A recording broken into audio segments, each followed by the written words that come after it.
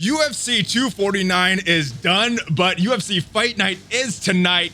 So I have my brother Shanksy here.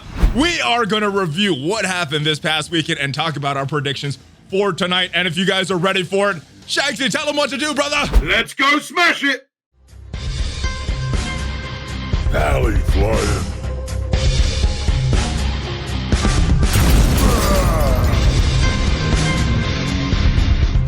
What is up, Valley Maniacs? Valley Flying here. I am back, and I am joined by my UFC MMA partner in crime, Shanksy. What is up, brother? How are you doing? Doing good, Valley. How about yourself, man? Oh, as always, I am doing good, and we had some fun fights this weekend. Oh my goodness. I wasn't sure what would happen. The quarantine, some of these fighters I know didn't have their normal training schedule. But man, most of these fights hit it out of the park for me. It was very good. We're going to talk all about that. And then some predictions for tonight's fights, because there are some fights tonight, brother. But let's talk about this past weekend. Let's start with the prelims, brother. And let's scroll down here. Vincent Luque, Nico Price. I think both of us picked Luque, right? We did indeed. This was a rematch. This was part two. This was a lot closer than I was expecting. This could have easily been fight of the night. These guys went to war on one another. It was a great fight. I thoroughly enjoyed this one. On another card, maybe a lesser card, this would have been fight of the night, but this was such a stat card. There was a lot of good fights here. All right, Esparza and Karate Hottie. I think we both picked Karate Hottie. Man, there's two judges had it 30-27. Another one had it 30-27 the other way. So it was that middle judge. This one was judged very weird. Very, very close fight, though. I think you can make an argument that either girl could have won, but 30-27, either way, I thought was ridiculous. I'll put my hands up. This one was so hard to call because it was such a bad fight. Like, honestly, I think the first round, if you watch the first round back, I think it was about 4 minutes before a blow was landed. 4 minutes. I don't know what Watson was doing, the Karate Hottie. She's got this jab that she type of punches the air when she's 7 foot away from the other person. Like, I'm all for a bit of a feint, but she's 7 or 8 foot away. Like, what are you stopping? What are you? On it. This fight really wound me up. It really did. Oh, I can see you're still mad about this fight a few days after. I wonder how much of that had to do with the quarantine and not having normal training routines, because both of these girls are stand-up fighters, or primarily stand-up fighters is how I think about them. And, you know, a lot of that is distance, judging that. I wonder how much of that got thrown off by their training schedule. I don't know. I'd normally make an argument for that, but that jab that she was doing was a million miles away from anything. It just didn't make sense to me. At one point, I was like, is she trying to do it to, like, throw it out there to stop a takedown? And then I was like, no, she's not. She's just a punch in the air to make it look like she's throwing strikes when no one wanted to engage. It was I was so angry. Maybe she was punching so much air in practice. She's like, all right. Oh, I'm doing good. I don't know. Maybe she was so used to shadow boxing, she was still shadow boxing with a live opponent. I don't know, man. It was a terrible fight.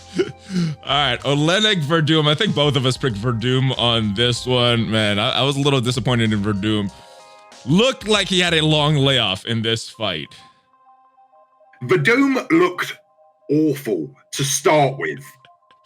But let's not take anything away from Olenek here. He come out like I've never seen him look as good as he did that night. His work rate was tremendous. He was landing huge shots on Verdum. How Verdum didn't go down, I will never know. But then Verdum started to come back into it a little bit. He got him on the ground a few times. He attacked that armbar a few times. And then just a couple of times just let him back up. And I was Verdum don't let people back up. When he's got your back, he's got the hooks in. And then he just lets you back up. I don't know what happened, man. But Olenek looked amazing. Yeah, I'm always very, very impressed with him. Ever since that first fight I saw of him with getting Ezekiel from being mounted, every time I see this guy, I'm like very impressed. All right, this was a good fight. Could have went either way. Both of us picked Pettis. Pettis did end up winning, but you thought Cerrone got this one. I think Cerrone beat the brakes off him. Cowboy turned up to 249 And I thought this was a great fight. It was close, but there's no way that Pettis won that. I tell you what, the only person more shocked than I when Pettis was announced the winner was Pettis himself. He knew he lost that fight.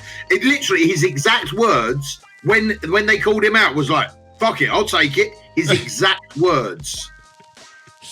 It happens. I don't know who did the judging, but I don't know if I wouldn't go as far as to say he beat the brakes off. I would say he won. It was pretty close though, but yeah, definitely Cowboy showed up this time, not Donald. We were wondering who would show up on this fight. It was a very, very good fight. Let's get to the main card and then we'll talk about tonight. Greg Hardy, DeCastro. Greg Hardy won. We both picked Hardy. Any thoughts on this one? This was not super memorable in my book. It was a decent fight. Greg Hardy at the end of it turned around and it was quite funny actually, where he turned around and he was like he was hearing Cormier commentate on the fight, and Cormier was like, "You got to start checking them kicks." All of a sudden, Greg Hardy starts checking them kicks. Greg Hardy starts looking a lot better by taking advice from the commentators. That's got to be a first in UFC history. Oh, I didn't notice that. I was watching this without sound, so I didn't hear that happening. I didn't hear any of the commentary on that. So, yes, good call on that one. Good stuff. This one, Jeremy Stevens, Calvin Kattar. I think both of us picked Stevens, so we're both wrong on this one. Yeah, like I said, we had a lot of stuff going on. I didn't notice this fight. So I'm going to leave this one to you. What happened in this fight?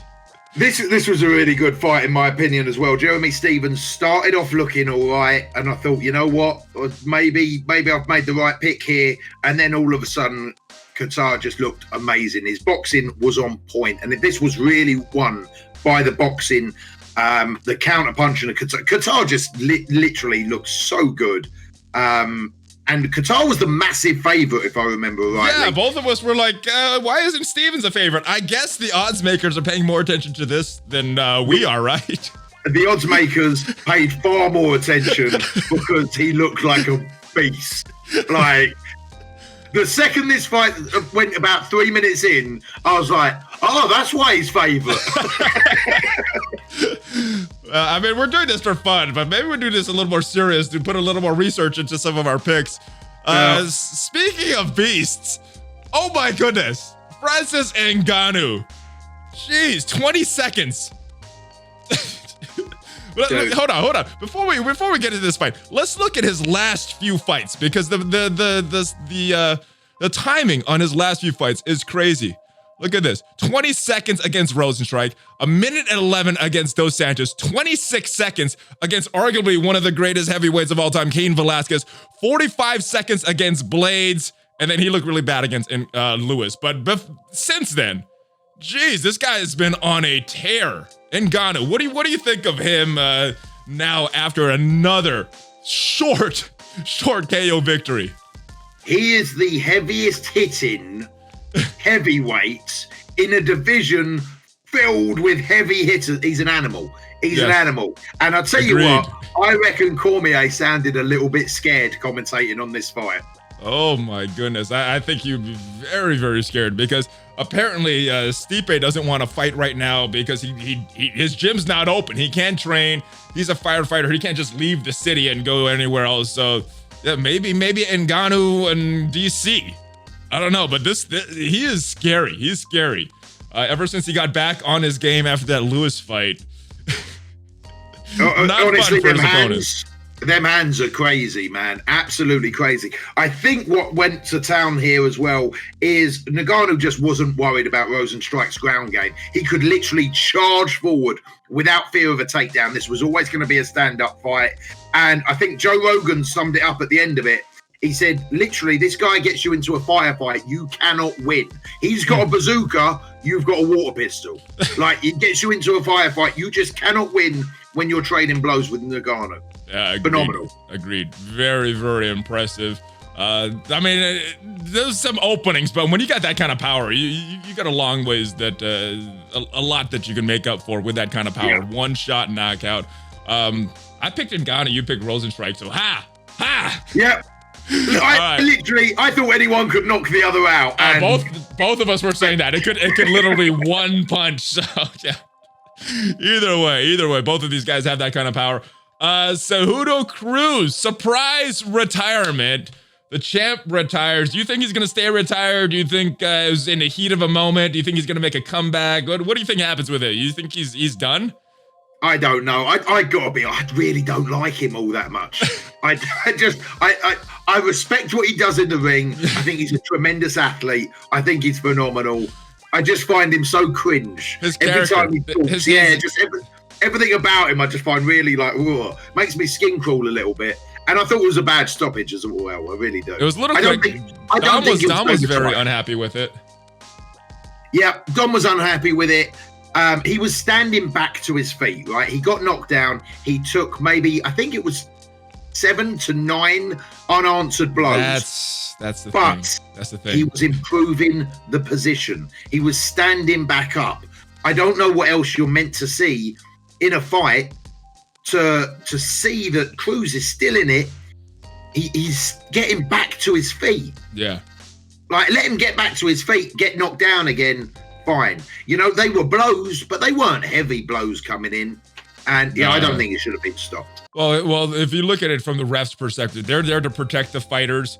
He was improving his position. He didn't like dazed at all. Even if after that initial shot, he still looked conscious, but the ref's job at the end of the day is to protect the fighters, save them from themselves. So yeah, it was early. I do get Dom's point. I get your point. He was standing up, not rocked at all, but taking that many unanswered shots in the heat of the moment. The ref did his job. So it didn't turn out how Dom wanted, a lot of people wanted, but at the end of the day, Dom is safe, and I think that's what matters more than anything. So 100%. But Dominic Cruz has been throwing around some big accusations off the back of this as well. Yeah, saying that the referee stunk of alcohol and cigarettes. Like, yeah, baby. I wasn't there. I don't know what he smelled like, but I mean, Dominic, he's there to protect you. He was trying to protect you. Even if it was a wrong call, that's what he was trying to do. All right, let's get to this big accusations. It is. I'm not gonna touch those right now. So. All right, this is the big one. This was a huge fight. This was an awesome fight. Oh my goodness, Gagey, Ferguson. You picked Ferguson. Logic told me to pick Ferguson, but my gut told me to pick Gagey. I wanted to switch. He said, no, keep your pick. I kept it, and I don't know why, but yeah, but Gagey looked awesome. I mean, you look at the end of these rounds, Tony's face is busted up. If you look at Tony's last, 9-10 opponents, their faces look like Tony's look. Yeah. Gagey's face looked clean. At the press conference, his face looked clean. I was not expecting that. I was thinking, Gagey might win, but get knocked up a little. This was very, very impressive by Gagey. What did you think of this fight overall? This was a war. First and foremost, Tony Ferguson is not human. The shots that he took, I think at one point in the third round, I nearly got knocked out by one of the shots that hit him. That's how crazy this fight was that I started covering up for him. Like, you mentioned that third round, though. Is that where Tony got that big knee? Because there was a big knee. I think it was either second or third round, knocked Gagey down, and I was like, oh, Tony's gonna start to come back, but Justin just kept that pressure on. If I'm not mistaken, I remember this right. It was the end of the second that Ferguson hit that uppercut and knocked him down. Okay. Tony Ferguson absorbed massive strikes in every single round. I think at some point during the second round, his eyes were busted, his nose was busted, and he blew his nose. Tony Ferguson's an experienced fighter. So to blow his nose halfway through the second round is such a massive mistake.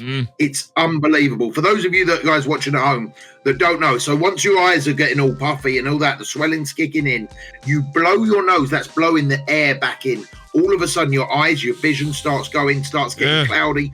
It is such a big no-no to blow your nose during a fight, regardless if it's broken, regardless of how much blood's coming out, you do not blow your nose. And he's an experienced fighter. He blew his nose. He was that badly beat up. I don't know how he stood there for that many shots. I really don't. he did do that 155 weight cut a few weeks back. Do you think that had anything to do with this performance, coupled with the fact of not having a normal training camp? 100%. I think the double weight cut would have really hurt him. He looked slower than I've ever seen him. At one point, it was almost like he was waiting for the counter shot to come in. I think he had got hit that many times that he was throwing combinations together and then just not moving out of the way. He was almost like, oh, he's going to hit me anyway. I might as well like brace for it and expect it. And he just looked slower than I've ever seen him. And surely that had to be down to the weight cut. Yeah, there's just a lot of outside factors, but yeah, you described it best. It was a war. Gaethje looked dominant. Tony had some good shots too, which is why it was a war, not just a one-sided performance. But yeah, Gaethje pretty dominant in this, and excited to see what's next. Conor, Khabib lurking in the shadows. We'll see what happens next. But tonight, we got some good fights tonight. All right, so big fights. This is the main card. First fight on the main card, Michael Johnson, Thiago Moises. It looks like it is very close.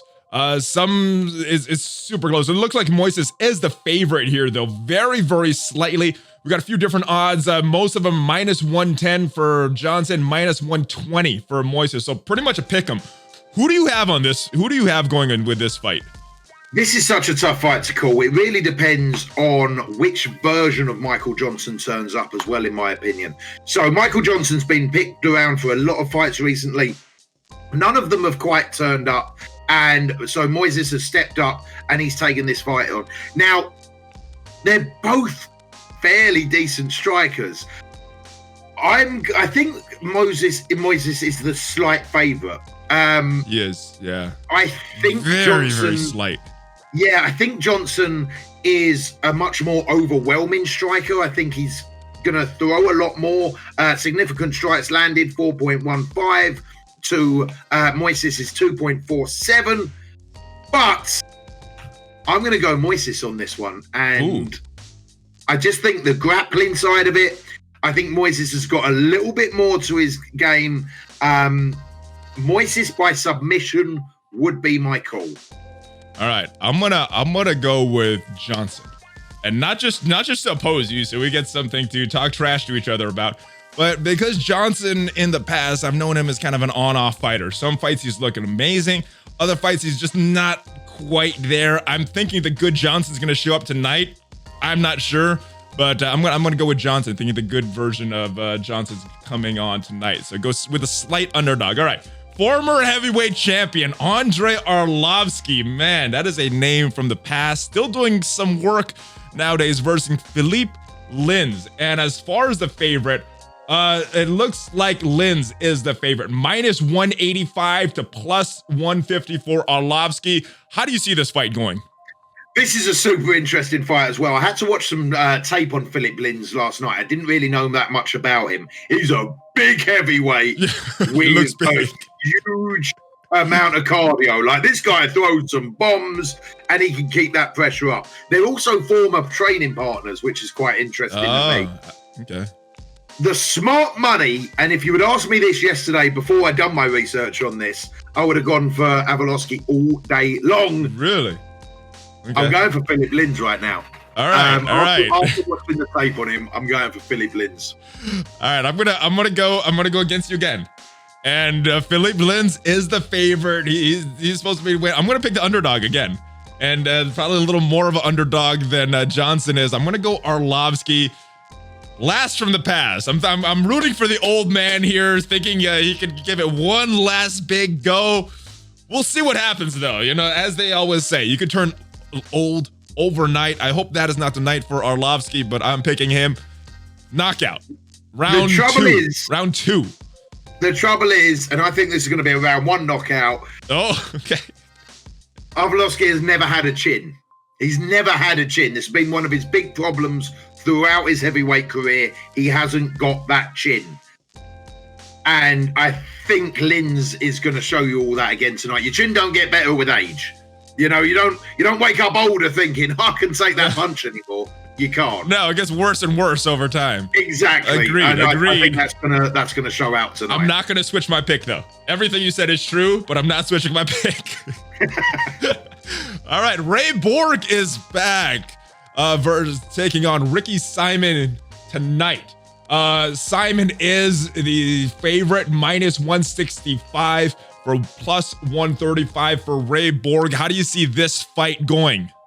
This is a super interesting fight. Ray Borg moving up from 125 to fight at 135. Ray Borg's a really, really solid fighter, but his style is suited for 125. It's a grapple, it's a scramble, and he type of throws them guys around. He uses that size to beat them guys in that division. Moving up in weight, it's a big move up. It's a big move up, and I don't think his style is going to go particularly well. He's out of anyone in this weight class, I think Simon's maybe there for the taking. But I'm going to go for Simon on this one, because even if Ray Borg wins this fight, who does he fight next that he's going to be able to beat in this division? It's tough. It's a tough division, my friend. I can't find any names. Very tough. So I'm going to go for Ricky Simon. I think this is too big a jump up for Ray Borg. And I like Ray Borg, but I think this is just too big of a jump up for him. The weight's going to be a big advantage here. It's going to be a big factor. Yeah, you know what? This time I'm going to go with the favorite. I'm going to pick Simon as well. I hate to agree with you because I love that trash talk, but yeah, I don't think I can on this one. I'm going to have to go with Simon. All right, we got some ranked opponents. Number 15 in the light heavyweight division, Alexander Hernandez taking on Drew Dober. And Drew Dober, slight favorite, minus 135. Plus 105 for Hernandez. So very, very close. All of these fights so far, very, very close. All of them look like they could go either way. Who do you see? How do you see this fight going? Hernandez, Dober. All right. This is my one to watch, guys. We all like a slugfest, right? And I think this is going to be the one. Hernandez, much better wrestling. Drew Dober has got one hell of a chin. He's got a really good guillotine on him as well. I think they're both going to want to keep this on the feet. If it does go to the ground, Hernandez has definitely got the advantage. Drew Dober, if this goes down in the early rounds, I feel like it's going to be a Drew Dober knockout. If this fight starts to progress later on, Hernandez has got that gas tank that I think he's going to end up pushing Drew Dober around. What Hernandez does not want to do is stand in the pocket and turn this into just a straight fight, because Drew Dober will knock him out. There is no two ways about it. He will knock his face off. But despite all of that I've just said, I'm going Hernandez. All right, I'm going to go against you. Go with the what do you call that? The power, the luck. The potential luck of this. I'm gonna go with Dober. I gotta go with the knockout guy. We'll see how this goes, and I think this is gonna end. I'm gonna go round one. If it ends in round one, Drew Dober has won it. All right, yeah. All of these fights very, very close. I'm interested to see how our picks go. We'll be discussing this before the fights on Saturday. We're gonna have to start taking a scorecard on these. I think we do. We do. We're gonna have to take these a little more serious than I have been, because yeah, it looks like UFC is totally back. All right, now it gets interesting. Now some more names that more casual fans like myself would know. Ben Rothwell, OSP moving up in weight against a very, very big, powerful Ben Rothwell. As far as favorites, OSP is actually the favorite on this one, minus 135 plus 105 for Ben Rothwell. Very, very close. How do you see this fight going? Oh, this is such a strange fight to me. OSP, household name. Ben Rothwell, household name. OSP moving up from light heavyweight to heavyweight. He's always been a big light heavyweight, but he's moving up to heavyweight for the first time. And they've put him versus the biggest heavyweight in Ben Rothwell. Ben Rothwell has to cut weight to make heavyweight. Dana don't do anybody favors, man. He's like, oh, you want to move up? All right, let's go. Yeah, this is just like the smallest guy in the division. Let's chuck him up against that big old monster. Look, OSP is by far the better fighter. He's more technical. He's more well-rounded. You can say that about every single one of Ben Rothwell's opponents, though, and he ends up winning somehow. That's true, but the way to beat Ben Rothwell, right, is to frustrate him, to throw a huge amount of punches to the point where he's just type of like haymaker in a way, and to really be able to work out and suss out that distance. And I feel like OSP has got that. I feel like he's got the tools that can frustrate Rothwell enough. And OSP also has got some knockout power as well. We haven't seen it against the heavyweight, but we have seen it in the light heavyweight division. I'm going to go OSP. I think he's just a much better all-rounded fighter. Don't get me wrong, this is heavyweight, right? They can knock each other out. Yeah, like one punch. Heavyweight's one punch. That's all you need. So with that said, I'm going to agree with you that OSP is probably the better fighter, has more skill, has more technique, but Rothwell is the bigger fighter. He doesn't look very technical. He finds a way to win, though. It looks sloppy when you're watching the fights. Like, how is this guy winning? How is this guy connecting with his punches? But in his wins, he finds a way to win. I'm going to go with Rothwell. I don't know if OSP is going to be able to overcome that size difference. I haven't seen him at heavyweight, so until I see him do well at heavyweight, I don't think I could pick him yet. So I'm going to go with Rothwell on this one, going against the betting line slightly. All right. And then next one, this one looks so interesting. Anthony Smith coming off a huge win against a burglar in his house. And so he has fought more recently with huger stakes. Number 4 in the light heavyweight division, number 8, Glover Teixeira. And this is probably the biggest line that we have on the whole entire main card. Minus 190 for Anthony Smith, plus 155 Glover Teixeira. How do you see this one going?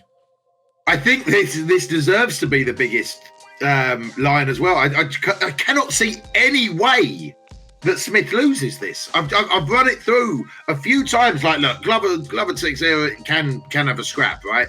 But I think he's about 90 something years of age. I don't understand a way that Smith loses this. I really don't. Like, maybe if it was Teixeira versus my granddad, all right, fair enough. You know, if it was Teixeira versus me, fair enough.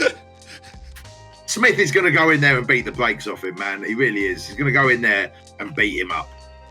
Yeah, I think that as well. But now, there is a chance of Glover winning. I do see how he could win. Because it can happen. It can happen on the ground, but it can happen with a lucky punch. All you do is drop your guard for a split second, and that punch comes over, and that could change the fight. However, I don't want to do this. I got to agree with you. I got to pick Anthony Smith. I don't see Teixeira winning.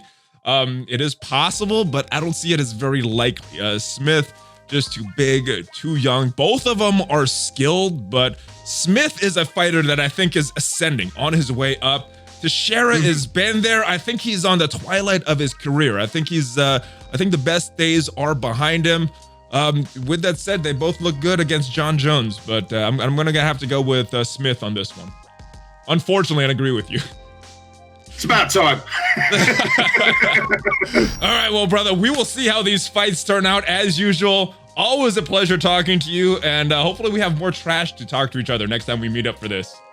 I'm sure, dude, when all my predictions come true and you are eating humble pie just because you had a lucky feeling about Gaethje, we will, yeah, we will. I think you're going to be very right with your Anthony Smith prediction. That's what I think about your predictions.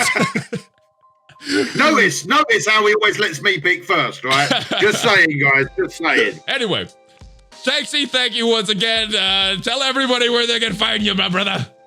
Guys, you can find me over at Twitch or YouTube. The links will be down below, but it's pretty much just Shanksy. So yes, check him out, guys. Check out his links. And I will see you guys next time. Make sure you subscribe. Make sure you check me out on my main channel, Valley Flying, and a lot of good stuff. More videos like this. We got another one coming because there's another UFC going on later this week. I will see you guys next time. And Shanksy, before you go, give me a Hulk fist bump. Been a pleasure. It has been Valley Flying and Shanksy out.